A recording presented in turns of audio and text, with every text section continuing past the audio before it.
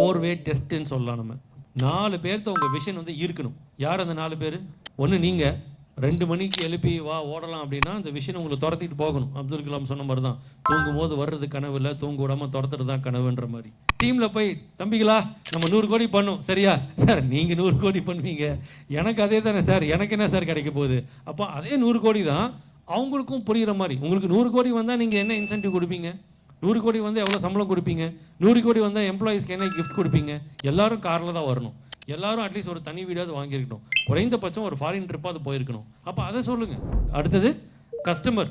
உங்கள் விஷனை ரீட் பண்ணால் கஸ்டமருக்கே என்ன ஃபீல் ஆகணும்? நீ வந்து இந்த ஸ்டோரில் வாங்கு, நல்ல ஸ்டோரு அப்படின்னு சொல்கிற அளவுக்கு விஷன் எவ்வளோ சூப்பராக இருக்கலாம்.